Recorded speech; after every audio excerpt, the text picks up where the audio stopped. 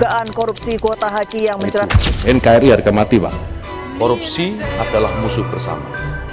Karena itu perlu gerakan bersama dan terpadu dalam membangun budaya anti korupsi. Kuota haji yang seharusnya menjadi jalan ibadah justru berubah jadi ladang korupsi. KPK resmi menetapkan Yakut Holil Kaumas sebagai tersangka dalam kasus dugaan korupsi kuota haji. Mantan Menteri Agama Yakut Holil Kaumas ditetapkan sebagai tersangka dalam kasus dugaan korupsi penentuan kuota ibadah haji Kementerian Agama 2023-2024.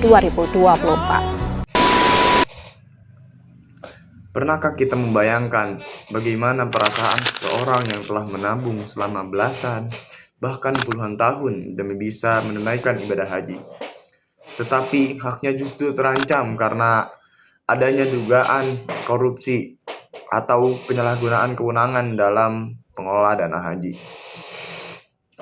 Ibadah haji bukan sekedar perjalanan ke tanah suci. Bagi umat Islam di Indonesia, haji adalah impian seumur hidup yang dipersiapkan dengan penuh kesabaran dan penuh pengorbanan. Karena itu pengelolaan dana dan kuota haji harus dilakukan secara jujur, transparan, dan bertanggung jawab. Sebelum masuk ke dalam materi, Assalamualaikum warahmatullahi wabarakatuh. Perkenalkan, nama saya Haza Almirata Jenar dengan NIM 125170060 akan membahas bagaimana kasus tersebut dapat menimbulkan kerugian negara sekaligus menjadi bukti pengkhianatan terhadap nilai-nilai bela negara dengan adanya dugaan korupsi pada pengelolaan dana haji. Kasus ini bermula pada tahun 2024 ketika pemerintah Arab Saudi memberikan tambahan kuota haji sebanyak 20.000 kepada jamaah di Indonesia. Melalui keputusan Kementerian Agama, tambahan kuota tersebut menjadi dibagi dua, 10.000 kuota haji reguler dan 10.000 kuota haji khusus. Nah, kemudian keputusan ini menuai kritik dari berbagai pihak.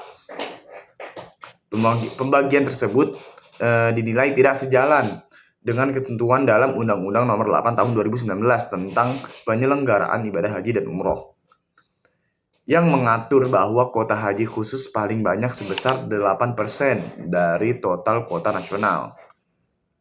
Akibatnya muncul dugaan penyimpangan tersebut. DPR pun membentuk panitia khusus hak angket haji untuk menyelidiki proses pengambilan kebijakan ini.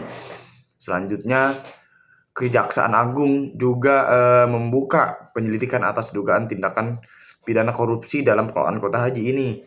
Penyelidikan ini dilakukan untuk mengetahui apakah terdapat penyalahgunaan kewenangan, praktik korupsi, atau keuntungan yang dinikmati pihak-pihak tertentu. Walaupun hingga saat ini proses masih berlangsung dan belum ada putusan pengadilan yang berkekuatan hukum tetap, kasus ini telah menjadi perhatian nasional karena menyangkut hak masyarakat, pengelolaan dana publik, dan kepercayaan kepada pemerintah. Dari kasus ini, saya belajar bahwa sebuah jabatan adalah amanah yang harus dipertanggungjawabkan secara penuh, bukan kesempatan untuk memperoleh keuntungan pribadi. Sebagai generasi muda, saya percaya bahwa bela negara dapat diwujudkan melalui tindakan sederhana seperti bersikap jujur, menaati aturan, tidak melakukan kecurangan, serta berani menolak segala bentuk korupsi. Dapat disimpulkan bahwa dugaan korupsi dalam pengelolaan kuota haji merupakan persoalan serius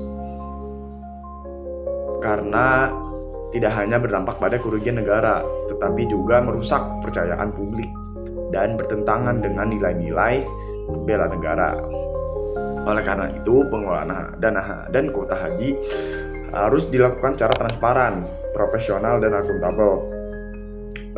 Penegakan hukum yang tegas, pengawasan yang kuat, serta komitmen seluruh pihak terhadap integritas menjadi kunci agar penyelenggaraan haji benar-benar memberikan keadilan bagi seluruh masyarakat Indonesia.